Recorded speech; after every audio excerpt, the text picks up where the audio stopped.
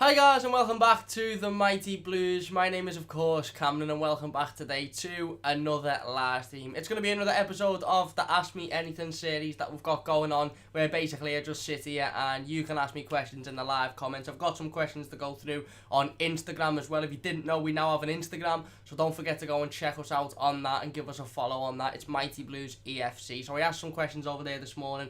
I've got a couple of them to go through, and then basically we just get involved with the live comments and we just talk about some of the questions that have been asked in the live comments. I have got a couple of topics to talk about though before we go into the sort of open mic session, if you like, and before we go into the Instagram comments. Obviously, as I'm sure you've heard in the last couple of days or so, I've got some really good, exciting, fantastic news surrounding Andre Gomes. So from what we knew already, I don't think I actually mentioned it on Monday's live stream, strangely. I don't know why I didn't mention it, but as we know, Andre Gomes completed a 60-minute behind closed doors friendly game at Finch Farm on Sunday. He completed the entire 60 minutes. The friendly was made up of two teams, obviously, and the two teams were made up of under-23 players and first-team players as well. You've seen the footage. The footage was released on Everton's YouTube channel, behind the scene footage of it. Pretty much every first-team member played in it. Richarlison, Bernard, Luca Dean, Moise Keane, Iwobi, you name it. There was two teams, one more the home kit for this season and one more the away kit. Both you can see on the screen, of course.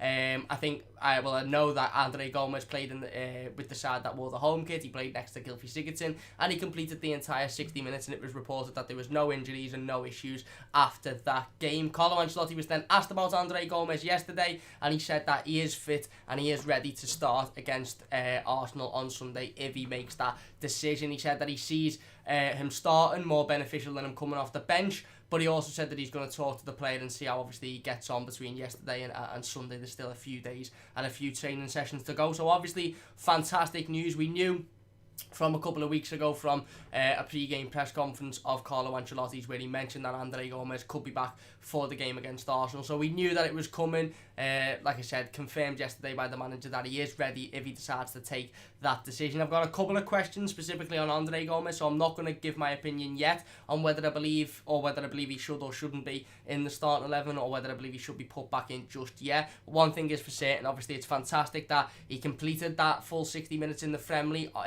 On the highlights, he looked good. Didn't seem to be feeling any pain. He was getting about. He was using his body. He made some good passes. He was intercepting as well. I think the game ended 1-0 to the team wearing the away kit, which obviously wasn't the team Andre Gomes was on.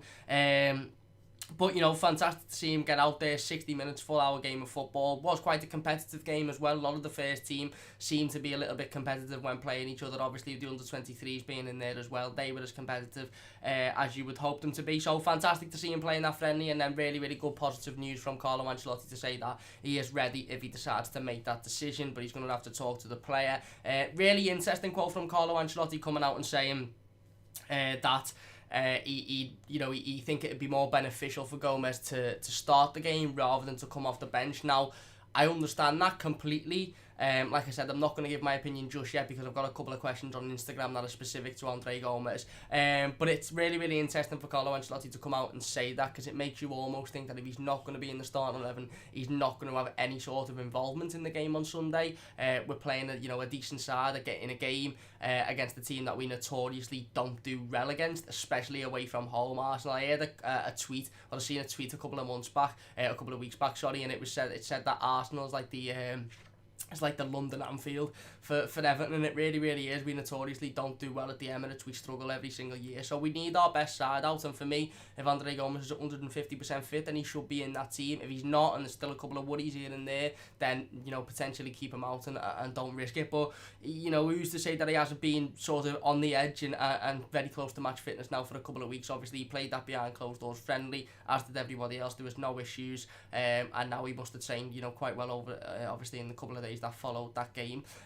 So yeah, that's the positive news about Andre Gomes. He is fit to play if Carlo Ancelotti makes that decision, and the player obviously again, he doesn't suffer any pain or suffer any injury between now and Sunday's game. Fantastic, of course. Everton also announcing, or not really announcing, but it was It was put on the Liverpool City Council website today, some information about the new stadium, Bramley-Moore Docks. It's some dates for us to go, for us to look at, some dates for us to get excited about, I suppose, in terms of obviously the construction of the stadium and, you know, the projected dates for construction and completion as well. So I'm sure, you know, there's various different phases: construction of the south stand, west stand, east stand, testing and commissioning, inspections and handovers, etc. But I suppose the biggest and the one that everybody wants to hear really is when the final completion date is expected to be. So the stadium itself is expected, to be completed by around about July 2023. It's going to take 148 weeks for the car park and externals to be done. So firstly, as per this image, as per this, I suppose it's a expectation from Liverpool City Council, if everything goes through and if everything goes as smoothly as it should do. The construction of the south stand should start on the 10th of December this year. So the initial building of the stadium will start on the 10th of December this year. That'll last until around about June 2023, of course. And then, you know, various other sections. Construction of the west stand will start in April 21, east stand in May 21, and they'll obviously all go through to 2023 as well in different months. But the stadium itself will hopefully, as expected, will be built and will be all as it should be by around about the 28th of July 2023. However, then there is final stadium testing for 6 weeks, so we won't actually be able to move into the stadium or be able to play a game in the stadium until what is sort of expected to be around about the 7th of September 2023. You can go on Twitter, you can go on our Twitter at Mighty Blues YT and see that image there. Like I said, it's all over everyone's Twitter realistically.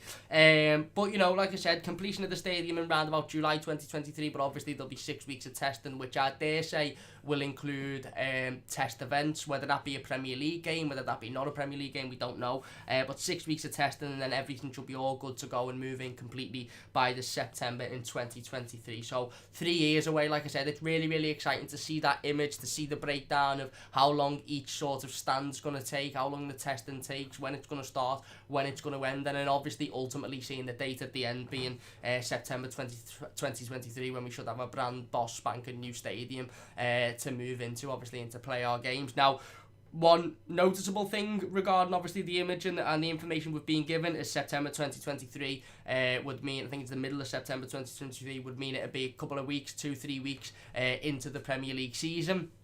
Obviously, that could go one of two ways realistically. It's very, very unlikely that just because the Premier League season starts a couple of weeks earlier than we can actually move into the stadium, we wouldn't be moving until the year after. It's very likely that we will move into the stadium in the 2023-24 season, which was what was expected all the way back, last year when the stadium sort of plans and visions and stuff started to come together. So, you know, that's sort of on stage and on estimate and on time realistically. I would assume that we'd just play the first few games, 2, 3, 4 Premier League games of that season away from home, a little bit like Spurs done. Obviously, when they have to go to Wembley, play a couple of games away from home, and then just pick them up later on in the season, where we have, I don't know, at some point in December, January, February time, we play 4 straight home games. Either that, or as part of the testing, the 6 weeks testing that goes from July to September, as part of that testing, there might be a home game thrown in there, because that might be how they test the stadium realistically. Obviously, final completion in terms of the build and everything else is to be July in 2023, which is before the Premier League season would start. Obviously, that's unless something massively changes in terms of the schedule, but I doubt that'll happen within the next 3 years. So by the time we move in properly officially in September, we might have played a couple of more away games than we'd have expected, or maybe one of the testing and events in the 6 week period would have been a Premier League game. But obviously, it's fantastic to see, it's fantastic to hear, it's fantastic to see the vision, put the vision in yourself, get an actual time frame, see the breakdown of everything and how long everything's going to take, obviously meaning that we can monitor it in the future. And that is, of course, assuming that planning permission is granted and everything goes as smoothly as possible. So yeah, they're just a couple of bits of information that I wanted to talk about before we get into the Ask Me Anything segment of the live live stream, of course. Andre Gomes, fantastic news about him completing a 60-minute friendly on Sunday, and then Carlo Ancelotti coming out and saying that he's ready to play if needed, or if he makes that decision, yesterday. And then fantastic to see the stadium dates and when the different stands are going to be going to be built and how long they're going to take and when the expected finish date for the stadium is. Really, really good to see that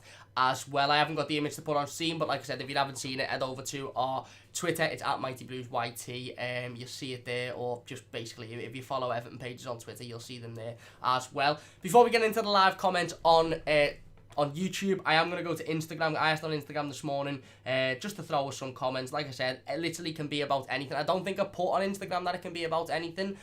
So I think some people may have felt like it could just be it's just about sort of Everton related stuff, which obviously we know on YouTube you can literally throw any questions in about anything. I'll answer Everton related questions, but I'll also answer questions relating to everything else as well.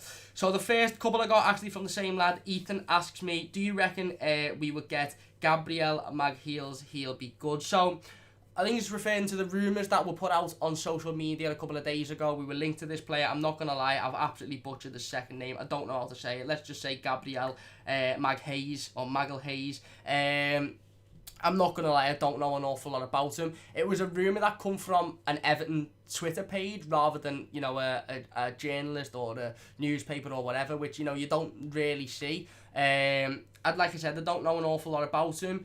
Maybe he's a player on Marcel Brands' list. If he is, I dare say we'll start to see the rumours creeping up regarding him and a move to Everton as we get nearer to the summer. Obviously, we know that Carlo Ancelotti wants to bring in a significant amount of players. We know he wants and needs to massively improve this squad as well. So, like I said, we'll have to wait and see with that one. Ethan also asked, do you think Gomes is ready to start, or would you not want to rush him in? So, in regards to Andre Gomes, like I said before, I didn't want to go too much into my opinion because I knew I was going to get asked questions about it purely because I'd seen the question. In regards to the Gomes situation, it's really, really interesting. I think first off that Carlo Ancelotti has come out and said that it's more beneficial for Andre Gomes to start the game than to come on as a substitution. That's the first point I think is quite interesting to hear. Secondly, for me, I think it all depends on how fit Andre Gomes is and how ready he is to start a Premier League game. Not only are we playing a Premier League game, we're playing against a side that are notoriously good at home against Everton, a strong side, and in a game that is going to be really, really tough for Everton Football Club. Having said that, thinking of it from sort of Carlo Ancelotti's point of view, he hasn't got many midfield options. Obviously, the midfield hasn't been ideal over the last few weeks. You've got Morgan Schneiderlin, who, to be fair to him, has stepped up and done a fantastic job. However, the likes of Gylfi Sigurdsson, Tom Davies, obviously Jean-Philippe Gbamin's still out injured. We haven't really seen an awful lot, I'd like to say, from Tom Davies, or I think it's fair to say from Tom Davies or Gylfi Sigurdsson to make me think, right, okay, I'd be quite confident with you going in there until Andre Gomes has played maybe a couple of friendlies or whatever. So it depends how Carlo Ancelotti sees it. Personally, for me, it's as simple as if Andre Gomes isn't 150% fit, he shouldn't be starting the game on Sunday, and he shouldn't be starting any game, because the last thing we want to do is to rush him in and for him to pick up another injury, or to again hurt his ankle again, or just to have a setback. Really, that's the last thing we want, is to rush a player back into it after such a long and such a a tough injury to get through. How he's managed to get through it within the space of under 100 days is absolutely mad. We've done that before. We've seen that before with Everton, and rushing players in when they shouldn't be rushed back in and when they're not fit enough, and it doesn't work well. So for me, listen, if Andre Gomes is 150% fit and he feels absolutely fine and he thinks he's been fit enough for weeks, then I think it's only a matter of time before he comes in. If he doesn't come in against Newcastle, he's coming in against Manchester United the following week at Goodison Park. So, like I said, it's all about whether he is ready. He is 150% match fit, and none of us are going to know that. The only people that are going to know that is the Everton medical staff, Carlo Ancelotti himself. So we're just going to have to wait really until 3:30 on Sunday when the team's released to see if he's in there. But what I will say is, if he's not in the starting 11, I don't expect him to come off the bench, because I just think Carlo Ancelotti will either have the view of, right, he plays and he starts from the off, or he's left He's left until next week. Because like Ancelotti said himself, there's very little point rushing him in if you're just going to bring him on as a substitute, because he could pick that injury up coming off the bench as a substitute. Jess says dream holiday destination. Oh, tough one that. That's definitely one to think about that. I'm very, very lucky to have been to a lot of places in my lifetime. Very, very lucky to have been to a lot of places. The likes of you're sitting around doing nothing, all of these city breaks, etc, etc. I'm ready for another sit round and do nothing holiday, if I'm being perfectly honest with you. I'd probably say at the moment my dream holiday is probably the Maldives or somewhere like that.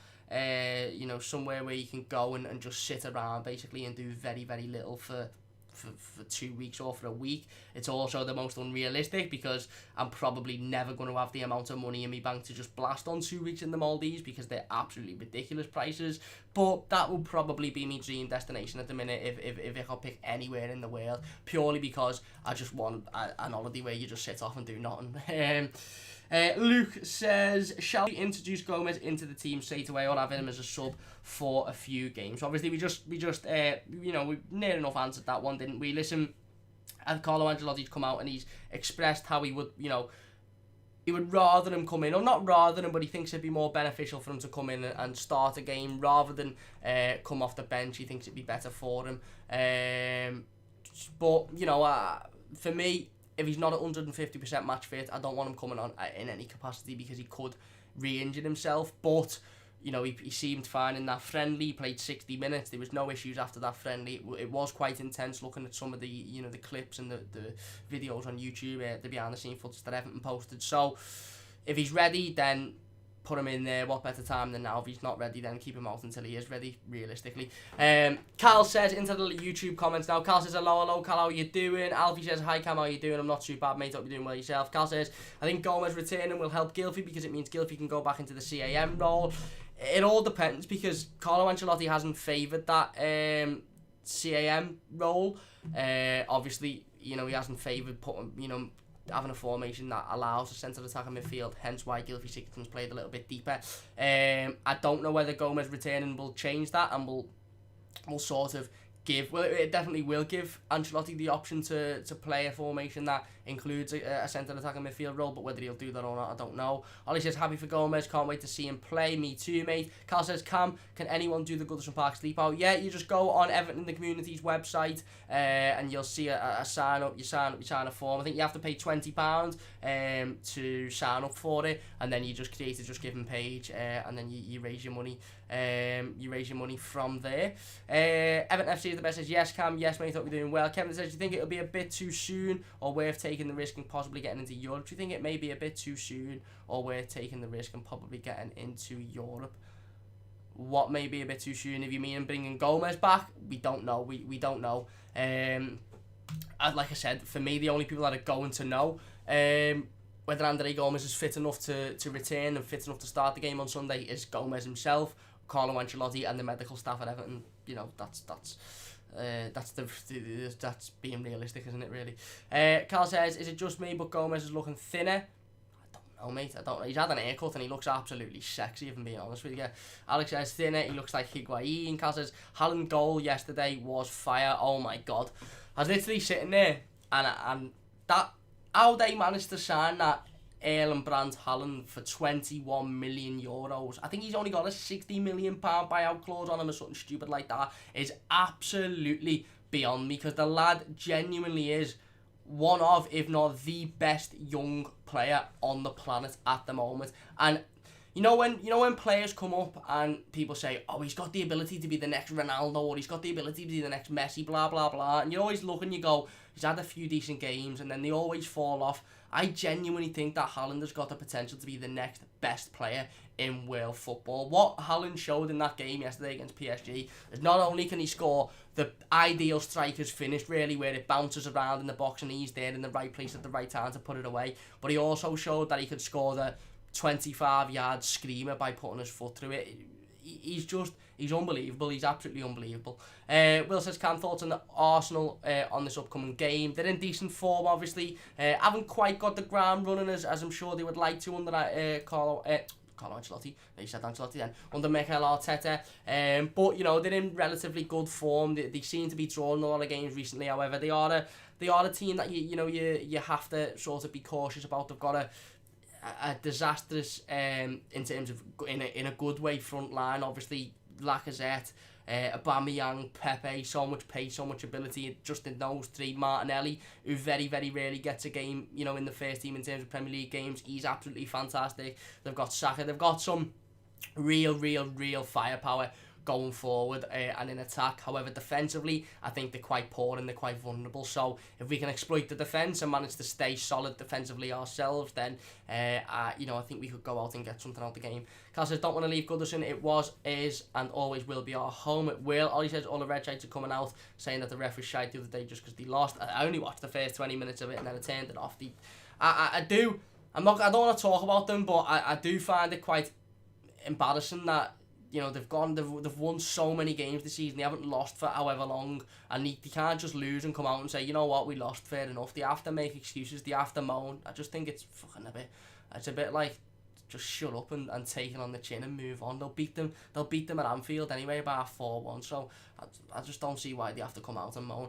Carl says the ref is shocking against Liverpool. I didn't see, mate. God says, do you see the MLS as a retirement league or a development league? It points out Tyler Adams and Alphonso Davies turning up the Bundesliga that were developed by MLS clubs. It's a really interesting question. I definitely think it was seen as a retirement league, and maybe potentially by a lot of people is still seen as a retirement league. However, I don't think you can argue with the fact that the stigma surrounding the MLS and the feeling surrounding the MLS is changing slowly but surely. It is changing. It was obviously 10 years ago when we first seen David Beckham go over there. It was seen as a league that players that go over, retire, get to live in the likes of LA, New York for the last couple of years of their career, getting stupid amounts of money a week, just living it out, basically being retired but still getting a weekly wage. However, I do see your point. Now it's starting to produce a couple of a few gems here and there, and it is a league that a lot of people I think will watch more closely in terms of the talent that's coming through it, rather than just watch it for the players that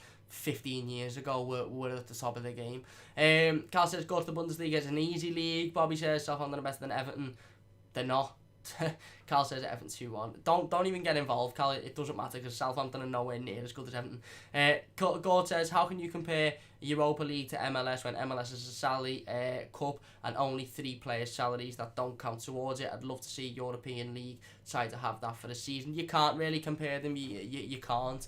The MLS is a league in its own right.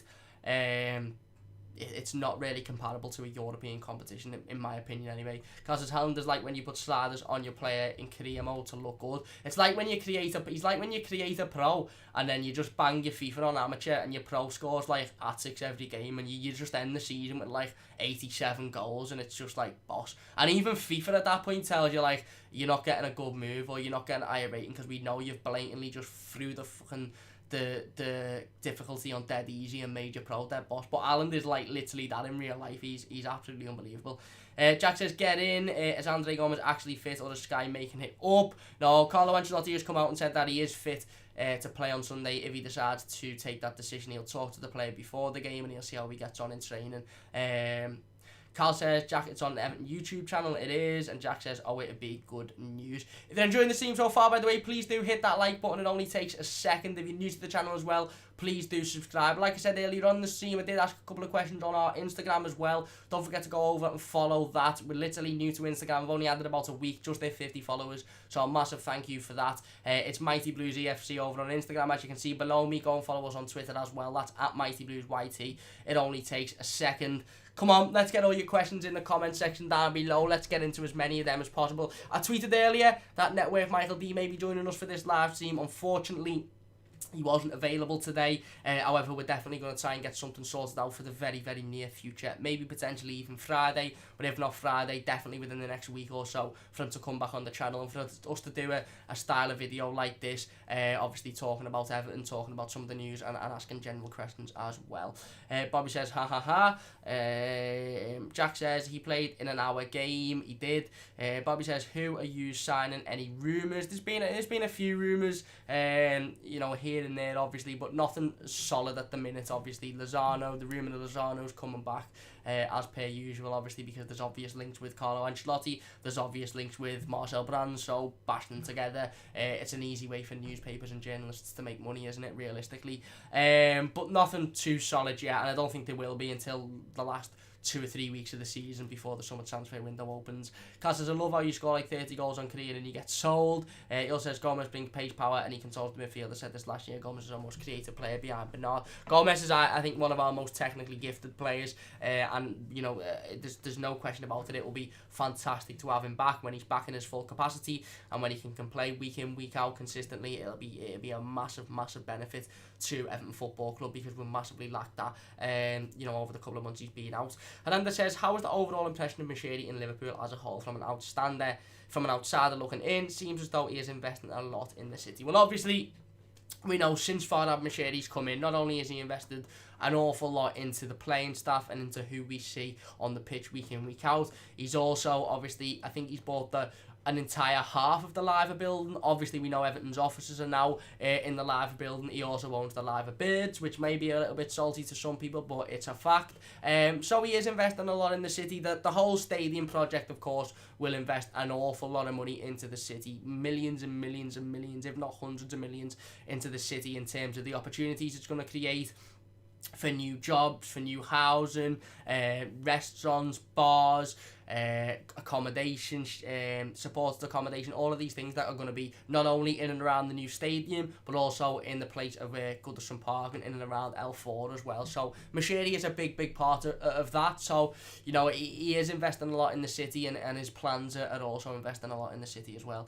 Wayne says, did you watch the under-23s the other night? I didn't see the game, mate. I was actually live streaming, but I did see Ellis Sims score in literally the last 2 minutes of the game, scored the winner to go on and win it. A fantastic goal as well. Ellis Sims looking like a player that, maybe next season potentially, if not, I think definitely the season after we'll be looking to bring him into the first team. He's scoring consistently, and he seems to have that real striker's touch, and obviously scoring last minute winners is always fantastic as well.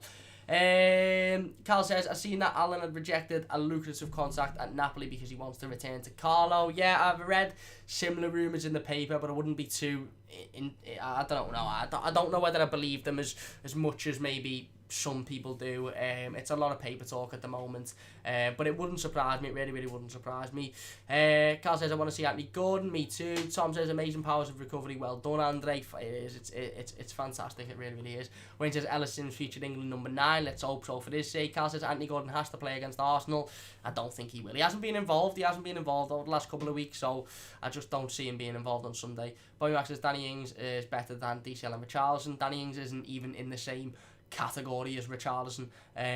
He's just not. Andy says, do you think Schneiderlin has a twin brother? Because lately his performances have been decent compared to recent months where he was woeful. Do you think it's Carlo's influence why he's playing better? Yeah, it's definitely Carlo Ancelotti's influence. Listen, whether Morgan Schneiderlin's playing because whether he's playing the way he is because Carlo Ancelotti's come out and said basically, listen, you're not going to be at the club in the summer, so the better you play, the more likely you're going to get a better move, or whether he literally has just thought, I need to start picking my game up here, I need to kick myself up the arse because this manager's not going to have any shit and he's not going to have me waltzing around. I don't know, but one thing for sure is you have to commend Morgan Schneiderlin for his recent performances because they have been fantastic. Cal says, gotta love Richarlison, what a player, spot on. Wayne says, not sure we need another striker, but you can always do with a backup striker, exactly. Paul says, you cannot be more than 100% fit, Cam. You can in my world, Paul. Cal says, Bobby, Danny Ings carries. Just don't get involved. Don't bite, Cal. Don't bite.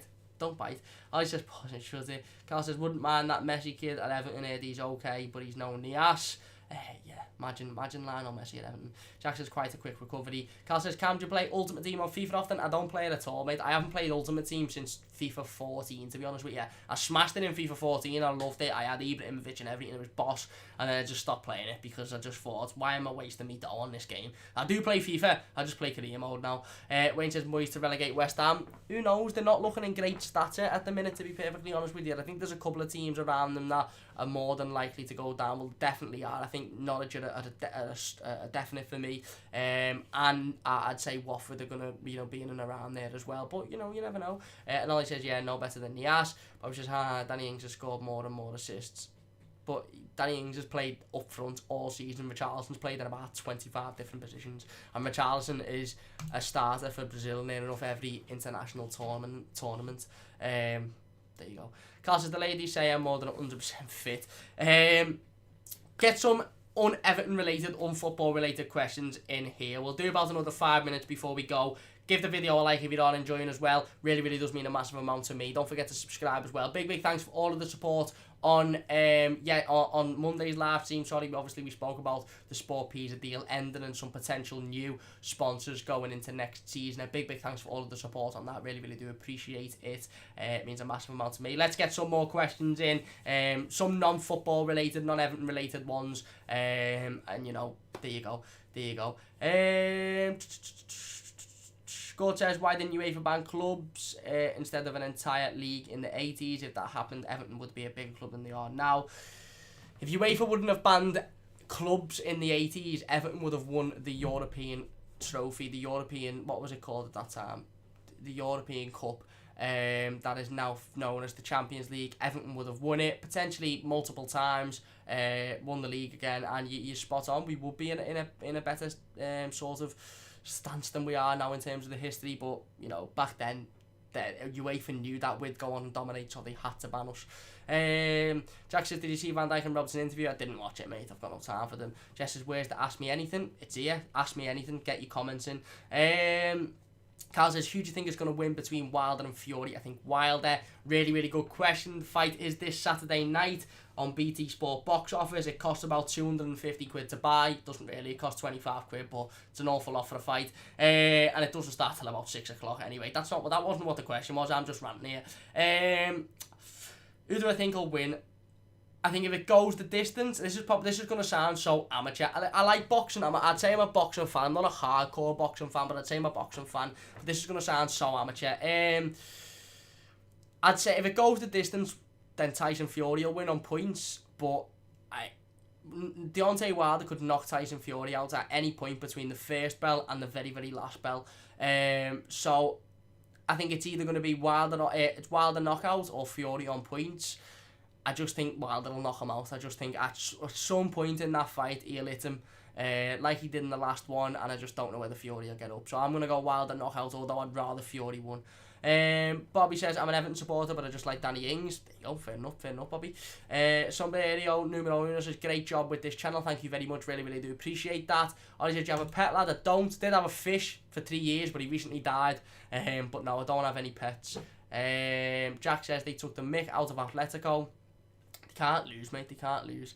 They've just got a shocking attitude. Carl says, Bobby, you literally said stuff on this better than Everton.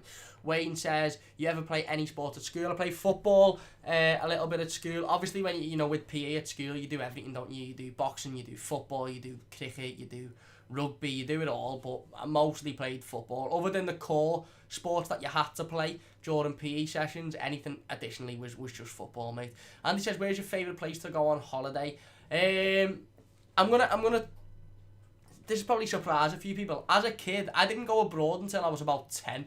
I don't think 9 or 10. And before that, literally every single summer we'd go to Haven. Me, my brother, my sister, my mum and my dad would go to Haven every single summer. The various different havens, we travelled all the way up the country, going to different havens. Presthaven, Hafani Moor, all the different havens. So I'm going to say Haven. I've not got a specific one, maybe Blue Dolphin, but I'm going to say Haven, Andy, because I think, you know, I don't want to sit here and go America or whatever, because the most memories I had probably was the Haven holidays. Bobby says, where'd you get that nice haircut? And he's cutting, mate. It's shocking.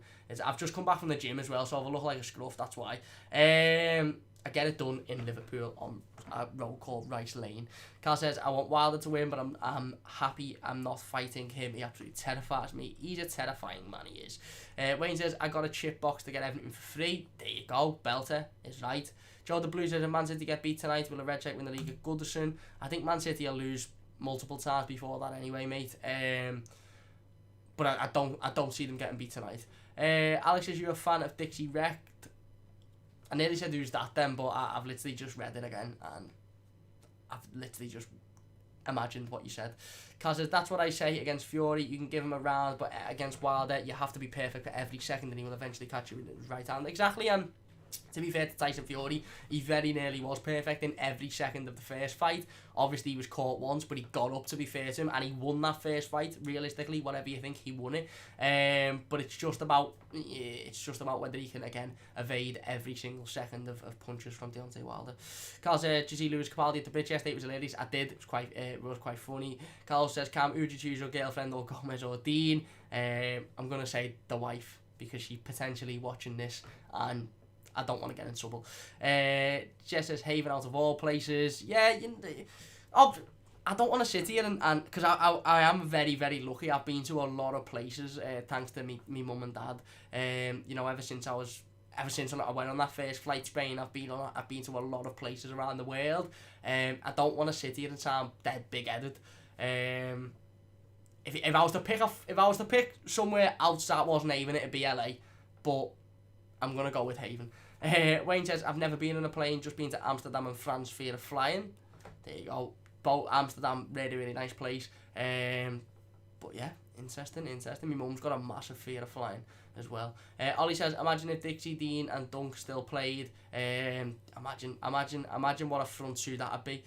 Wayne says, what are you benching? Not much, mate, to be perfectly honest with you. I don't really do the bench press. Bobby says, this is probably my favourite streaming channel. You cover everything. Keep up the good work, mate. Thank you very much, Bobby. Really, really do appreciate that. It means a massive amount to me. Because there's a sort of thing where Fury missed the 10 count. He gets up at 12. I'm not going to lie. Probably unpopular opinion here. But I did think the referee was quite lenient with Tyson Fury when he went down in that first fight. I don't know whether he necessarily give him more than 10 seconds, but I just thought he was a little bit lenient with allowing him to go on. A lot of referees in that position had to stop the fight there and then when he hit the floor, or at least when he was down for 5 seconds after hitting the floor, 7 seconds after hitting the floor. But he got up and he improved after that, and he didn't look unstable, he didn't look wobbly. He went on and he hit him with a couple of good combos after that. Jamie says, how old are you? I'm 21, mate. Alex says, have you ever been to Pontons? No, just Haven. Carl says, Cam, we know you were picked Dean. Carl says, I bench chocolate bars. Wayne says, hi Cam. Hi Cam's missus, keep Cam, he's a good one. He's one of the good ones, thank you very much. Alex says, how much do you weigh? I actually weighed myself 2 days ago. I think I weigh 10 stone 3 now, which is a big improvement because I cannot put weight on to save me life. And 2 or 3 weeks ago, it wasn't 2 or 3 weeks ago, a few months back, I weighed 8 stone 12, so I've put over a stone on, I think. Is that right? I don't know. Maybe I weighed 9 stone 3. Yeah, 9 stone 3. So I'll put a few pounds on basically in the last couple of weeks, which is good for me. I think it's 9 stone 3 away now. And Carl says the ref stopped the Ortiz fight. Wasn't out like Fury. Exactly. I think he was a little bit fortunate. Anyway, that's going to do it for today's live stream. If you have enjoyed, please do hit that like button. It only takes a second. If you're new to the channel as well, please subscribe.